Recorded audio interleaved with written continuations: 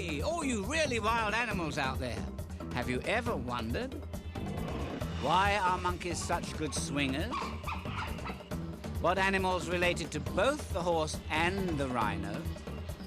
How dangerous is a piranha? Does Polly really want a cracker? And what the heck is a Watson? Well, the answers are coming at you, so hang on. It's National Geographic's Really Wild Animals.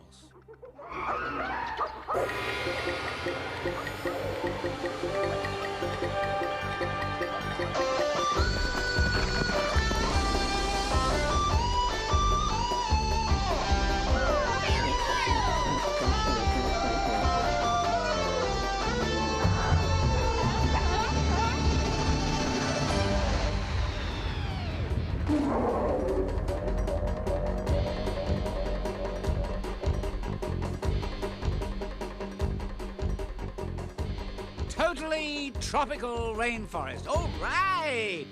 Yee-hoo!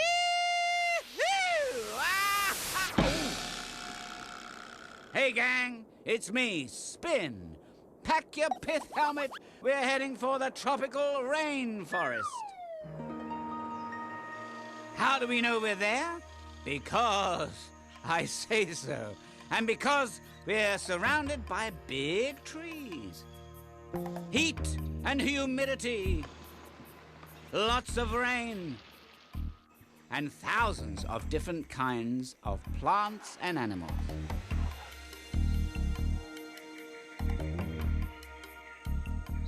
Yep, it's a tropical rainforest, all right. One of my favorite places to hang.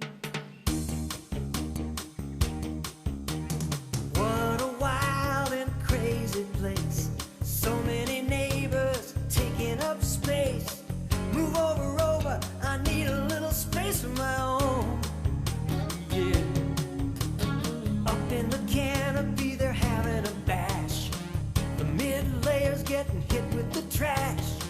We're all different, but we share this rainy home. It's the greenhouse, the greenhouse. Ooh-wee, what a variety. Living in a slice of paradise. Greenhouse. Trees on my left, vines on my right. The bottom layer doesn't get much light. Jump back, Jack, I'm trying to find a spot in the sun. Yeah. Everybody's doing just what they feel. Someone's bed is someone else's meal. Surviving is a full-time job for everyone. In the greenhouse, love to hang, I'm part of the gang. Living in a slice of paradise. Greenhouse. At night all the faces change. Kinda beautiful, kinda strange. You might find porcupines, owls, cats, lots of bats. Greenhouse, the greenhouse. Some of us like to go so slow. Living in a slice of paradise. We're living in the big green greenhouse. Greenhouse.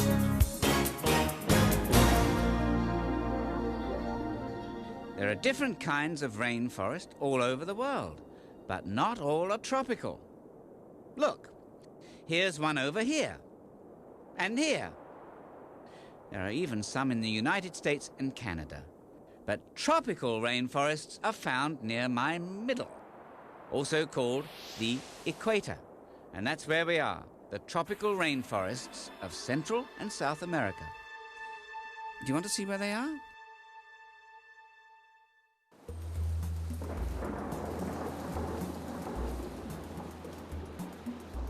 Here it's humid and hot most of the time, and it rains like you wouldn't believe.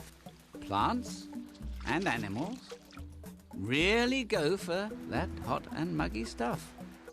More than half of all species in the world live in a tropical rainforest.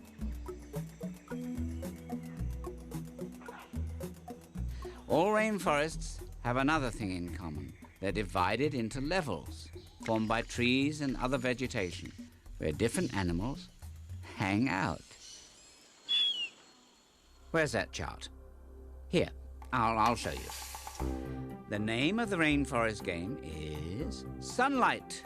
Who gets it, who doesn't? Down here on the floor, it's dark and shady. The higher you go, the brighter it gets, up through the mid-layers, all the way up to the canopy. It's kind of like a big, leafy, drippy apartment building. Whoa!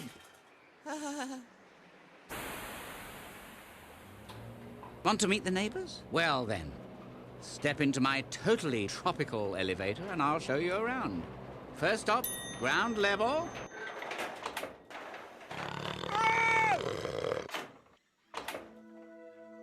Welcome to the forest floor. Okay, there's not much of a view, but at least you can stash the shades. See what I mean about how dim it is? The good thing is, most of the bugs and other animals down here don't really mind.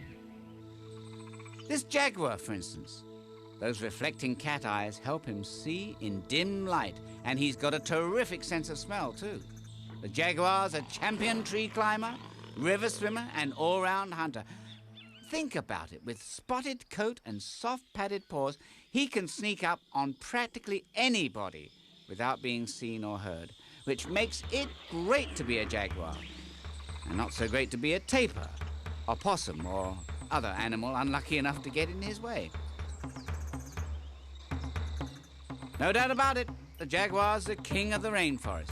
Hey, he weighs up to 110 kilograms. I'm not going to argue.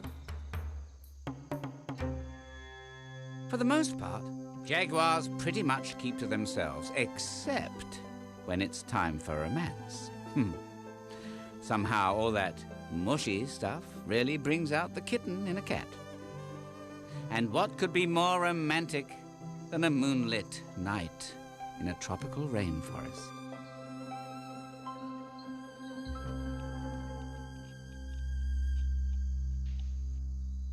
Another hunter who lives on the floor is the terrifying tarantula. Some of these guys are almost as big as dinner plates, but he's not as nasty as he looks. His bite's actually no worse than a bee sting. But watch out for that fuzzy body. Those hairs can sting and itch. Oh, and don't go trick-or-treating at his place dressed as an insect. Watch out! Ooh. It's a hard, hungry world. Eat someone for dinner, someone else eats you for breakfast. In this case, she's called the coati. A cousin to the raccoon, she has quite a taste for tarantula. She even knows how to get those disgusting hairs off. Either that or she's trying to tickle him to death. Streams and rivers are also part of the forest floor, and here in the rainforest, you'll find the fish with the baddest reputation around, the piranha. But don't believe the hype. Sure, certain piranhas have been known to hang in gangs and feast on fellow fishes, but some piranhas are actually vegetarians. Others just nibble tiny pieces off their neighbors and swim away real fast. It's okay, the fins grow back. Ouch! That must hurt. Not all of the animals on the forest floor dine on their neighbors. Some eat only veggies, like the gentle tapir. She's kind of a cousin to both the horse and the rhinoceros, although that nose seems to have a mind of its own.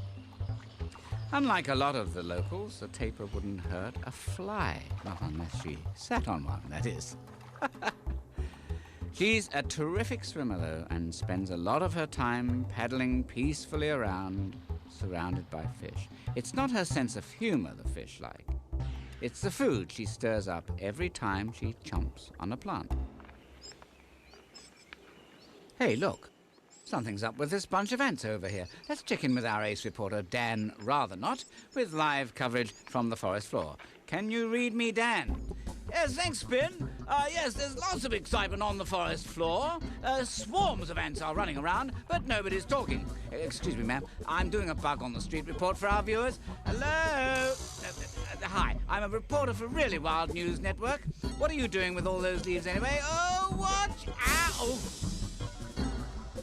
Well, okay, so maybe everyone's too busy to stop and chat. These ants are called leaf cutters because that's what they do. Cut pieces out of leaves and other plant parts and haul them home. The cutting's the easy part. If you want to know what it's like to be one of these ladies, and it is the females who do all the work, just try hoisting a dining room table over your head and carrying it for more than 40 kilometres. Whew. Now, what do the ants do when they get the leaves home? Well, they don't eat them. That would be too easy and not nearly gross enough. No, everyone chews the leaves up, sprays disgusting ant goo all over them, waits for yummy fungus to grow, and chows down on that. It's just like growing your own vegetables, only a lot yuckier. And speaking of dining delights, I'm kind of hungry myself. Where can a globe get a meal around here? Oh, waiter! Yeah, hi, I'm your waiter, Charlie. Welcome to Darwin's Greasy Spoon, the finest food on the forest floor. Let me tell you about today's specials. First, you've got your snake special. It's a pile of fresh frog eggs in a delightful jelly sauce. Hey, you didn't want me to fry those up? I'll forget it. For the ocelot that eats a lot, we've got freshwater fish, all you can eat, but you've got to catch it. Hey, I was going to bake that for you. I'll forget it. The jaguar green plate special, turtle on the half shell. Huh? Well, I won't bother grilling that for you, but sit tight and I'll get you a can opener. Enjoy your meal here at Darwin's, folks. Tipping is always appreciated. Let's face it, probably the number one activity in the rainforest is finding food. The number two activity is making sure you don't end up as food. It's all part of something called the food chain. A frog eats a bug, an opossum eats a frog, a margay eats the opossum. Sound tough? It is. That's why someone like the basilisk lizard doesn't stick around when there's a snake nearby. Whoa! How come he can run on water and you can't? 3 reasons. 1, he's very light. 2, he's got extra big feet. And 3, his parents are basilisk lizards. And yours aren't. I hope. Would you like some leafy greens? There's lots to go around. Or do you care for slightly bigger things crawling on the ground? Try to snatch it, catch it. You better use your legs. Eat it up before it's hatched. How do you like your eggs? What do you want for lunch? What do you want to munch on a nibble or a crunch?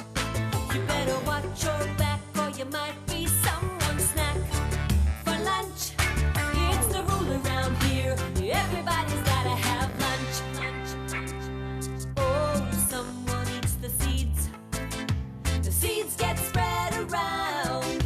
Another cycle of life begins along the forest ground.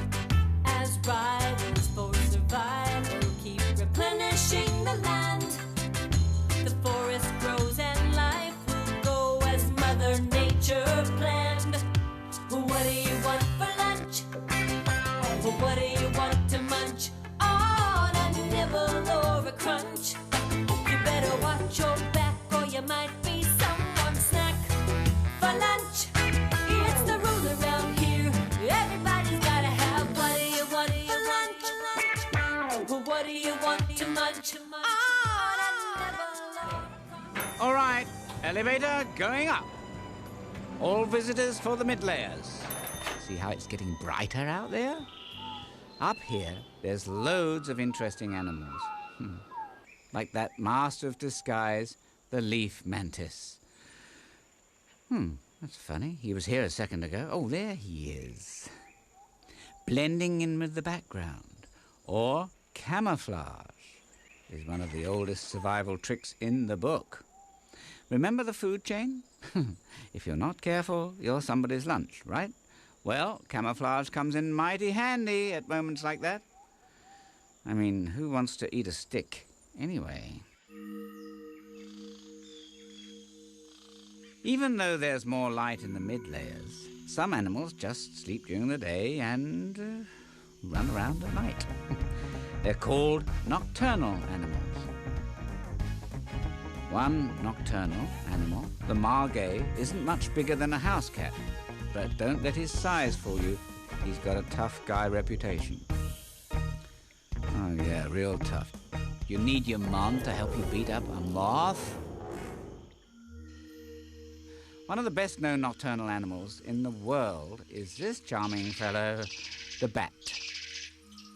Hey, do you think fishing is for the birds? It's also for the bats, the fishing bats of Central and South America, that is. Look, Ma, no hands. In case you were wondering, it is possible to swallow while hanging upside down, and no messy crumbs on your lap either. Other bats would take a nice fat frog over a slimy old fish any day. But no matter who's doing the fishing, most bats use the same amazing technique called echolocation. That's the scientific term for screaming out of your nose or mouth and figuring out what's around you by the way sounds bounce back. What's more, these bats understand enough frog talk to tell which ones are poisonous and which aren't.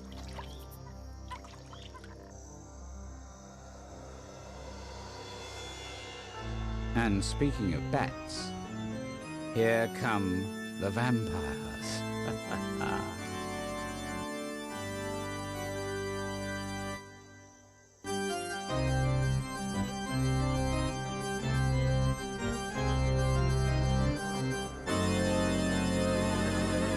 Well, okay, these guys aren't really the undead.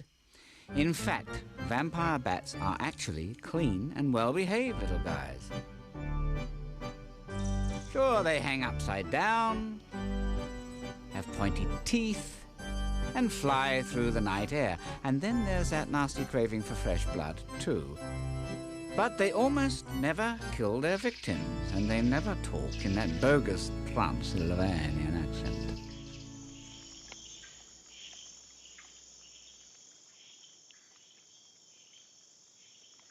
What they do is find an unsuspecting dinner partner, like this farmer's donkey. The bat then licks a small area clean, makes a tiny cut that doesn't even hurt, and settles down for a quiet dinner. Dinner doesn't always stick around, though. Hey, come back with that hoof. Lots of animals are nocturnal, but plants need light. And even though it's brighter up here than on the floor, there's still not a lot of sun. So most mid-layer plants try to grow all over their neighbors to get their share of sunlight. The acacia tree, however, always manages to sunbathe alone. How? It's got ants in its plants. No, not pants. Plants. The ants act like security guards, cutting through the vines that get too close and chasing the freeloaders away. In return, the tree gives these guys all the acacia juice they can drink. Food pellets to bring home to the kids, plus luxurious accommodations inside a hollow thorn. Not a bad deal for either side. Sure, life's tough in the rainforest, but you'll find that lots of plants and animals help each other out. In that way, they're kind of like partners, but not necessarily the way you think. We interrupt this program for a weather update from Tropical Trevor. This just in from our weather desk. Today's weather, light rain with periods of heavy downpour. Tomorrow's weather, heavy downpour with periods of light rain. The next day, frequent showers. The day after that, well, unrelenting baths. Our long-range forecast, You'll figure it out yourself. I've got to find some dry socks. Whether you're on the floor or in the mid-layers, there's just no escaping it. Rainforests are called rainforests because it rains most of the time. Some get up to 10 meters of rain in a year. That's as high as a 3-story building. With all that rain, sooner or later the question comes up. Just how wet can you get? Well, it depends. Lots of plants, for example, have shiny, slippery surfaces that act like raincoats. Many leaves also have these pointy little drip tips. This way, rain doesn't build up in a leaf, which could make it soggy and mouldy and foul-smelling and no fun at parties. And if you're a wasp, do you really need all that rain leaking into your nest and soaking the kids? No way! So after a big rainfall, the whole gang gets together, sucks out the rain and spits it out, drop by drop. Of course, lots of rainforest animals and plants really need all that rain. This poison arrow frog, for example. Her 2 babies, called tadpoles, hitch a ride on her back as she hunts out a place to put them. This bromeliad plant looks okay. Yes. Nice and quiet, built-in rainwater cup. And no hungry snakes around. Mom hops in and her kids hop off. But don't worry, she'll be back later with some froggy chow. Hasta la vista, babies. And later to the mid-layers. Elevator up. Last stop, top floor. Everyone out for the canopy. Watch your step. The first one... Whoa! Hey! Oh, come back. You know I lose more caps that way. It's all the wind up here, and look at the sun. Phew! The weather up here changes much more than it does below. That's because there's no shelter from the sun, wind, and rain. All those branches form a kind of highway that's as familiar to the animals who live up here as the hallways in your school are to you. Ask any spider monkey. Another canopy creature is this odd-looking animal, the 3-toed sloth. And no, it's not your television set. The sloth really is greenish. You'd be greenish too if you had tiny plants called algae growing in your hair. But don't bother sending shampoo. The color helps the sloth blend in with the leaves. It's camouflage at work, remember? As you can tell, the sloth's not about to break any tree-climbing records in the speed category. But it's one terrific swimmer. Once it actually makes it down to the water, that is. The canopy is also the home of one of the loudest animals in the world. No, not your little cousin, Benny. It's the howler monkey. You can hear a pack of these guys from more than 1 kilometer away. And what exactly are they howling about? Well, the rough translation is, "This is my territory, you fuzz-faced primate." Believe it or not, other howlers get the message. If you're looking for birds, the canopy is where to go. The flashy, flapping featherheads up here really go for that luscious canopy fruit. Oh, they love to pig out on berries. Bird out on berries. Whatever. And like most birds around the world, these guys usually get the best view too.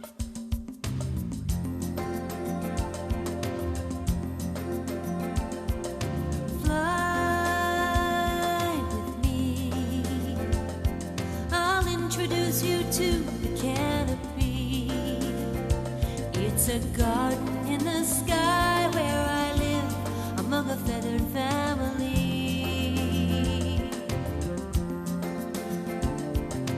I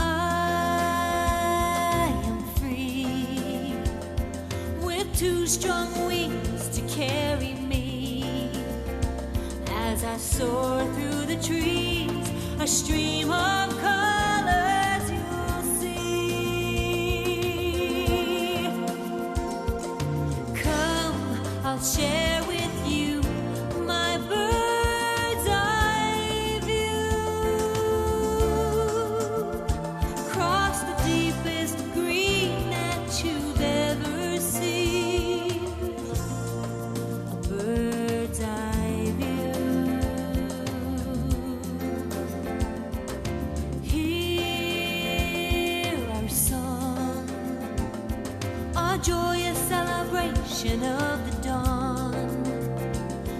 we call to each other, a symphony of sounds carries on. Come, I'll share with you my bird's eye view as we shine like the sun high above everyone. A bird's eye, scarlet red, golden hue, velvet green, such a brilliant bird's eye view. Shiny black, clouds of white, earth and brown, oranges oh so bright.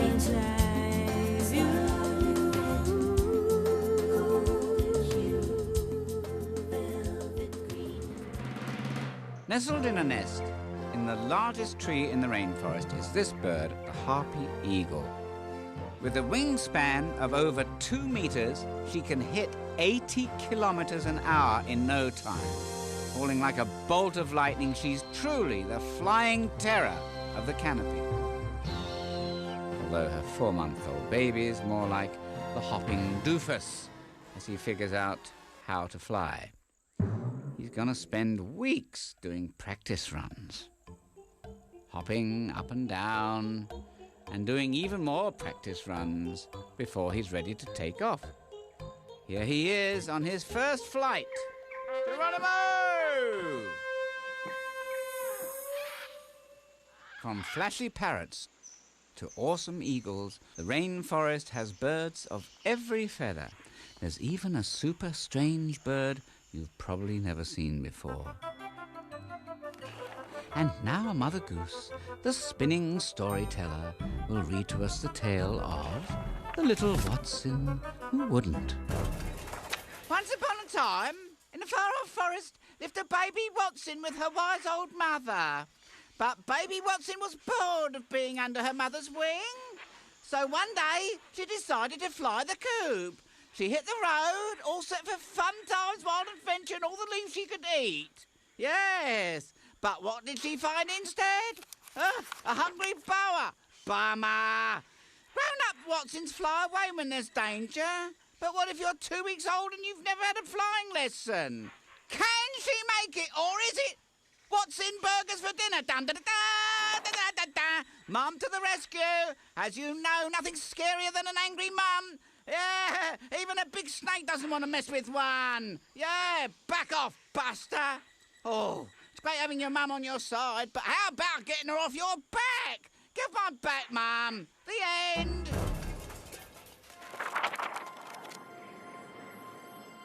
In some tropical forests, there's more living up in the canopy than just birds, bugs, and monkeys. Would you believe there are also fish? You heard me. In special forests in South America, it rains so much that the Amazon River actually floods. For about 4 months a year, the water rises right up to the treetops. You'll find lots of familiar aquarium faces up here, as well as some not so familiar ones, like this river dolphin family. And you thought these guys only hung out in SeaWorld? Unlike ocean dolphins, river dolphins can't jump very well, but check out the funky head shape and the way they can bend their necks around. Hard to believe, but these guys have really bad eyesight. But like most bats, they use echolocation to get around. That and the old dolphin rubberneck come in mighty handy when dodging tree branches. Hey, you see this bug? You're not the only one. One fish in the flooded canopy, the water monkey, not only has an eagle eye, he has amazing lift. Check this out! Whoa! Can you imagine his career if he could just hold on to a basketball? Oh! Well, who needs a career if you have bigger fish to fry? And the male water monkey is usually up to his gills with babysitting. Where are the baby water monkeys, you may be wondering? Well, that's one way of taking care of the family. Whenever there's danger, just open your mouth and collect up the kids. That means you too, Junior. I just hope he doesn't burp. So much for the winner of the Best Dad of the Rainforest Award. He must really clean up on Father's Day. There's a non-fish face up in the flooded canopy you won't forget. It's the wakari monkey, one of the least known monkeys in South America. And no, he's not embarrassed. That red face may actually be a sign of how healthy he is. The redder, the better. You might not think much of that tail compared to other rainforest monkeys, but you just haven't seen him do his thing. Go, wakari!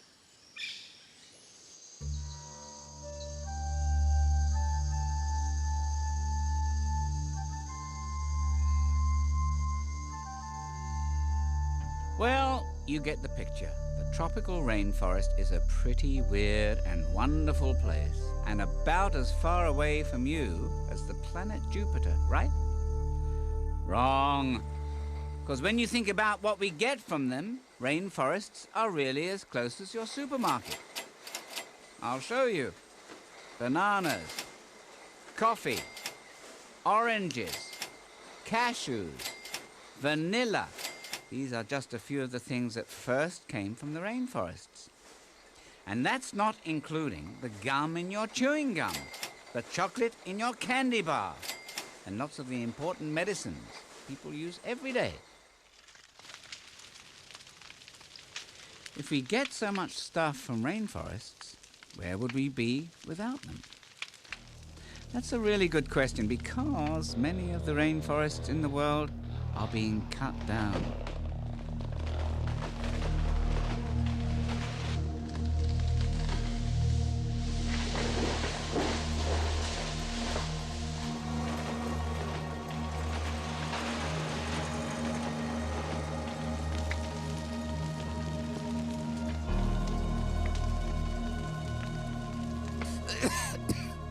I used to have an almost solid belt of rainforests all around my middle.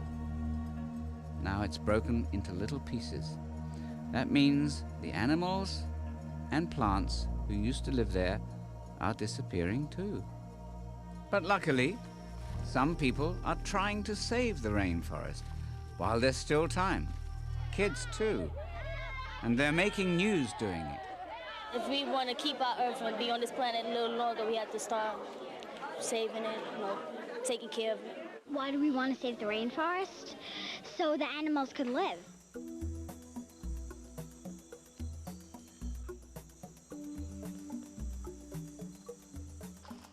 Kids aren't the only ones who care. These scientists in Brazil, for instance, are raising rare golden lion tamarin monkeys and then releasing them back into the rainforest. So this is good news for the cuddly tamarin. But they're just one species out of thousands. Did you know scientists think there may be hundreds of animal and plant species in the rainforest that haven't been discovered yet? For some of them, finding and identifying each one is a full-time job.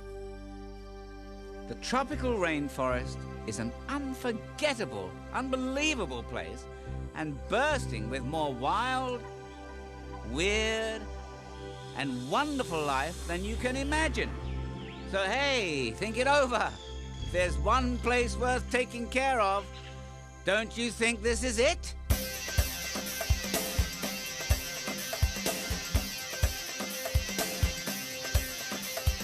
This must be the place, nature's gift to the human race. This must be the place I've been looking for. Oh, this must be the place with so much life in a tiny space.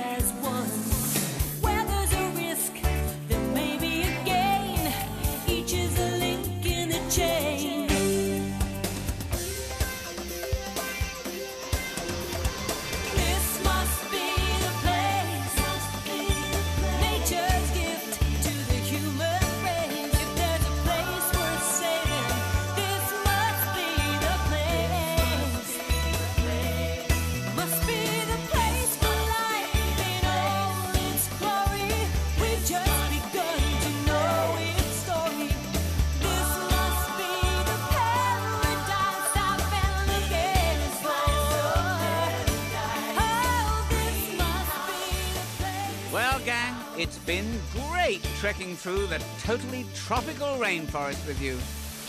But there are lots more really wild animals all across this wonderful world of ours. So be sure to join me on our next adventure. Until then, this is your pal Spin. Spin you later.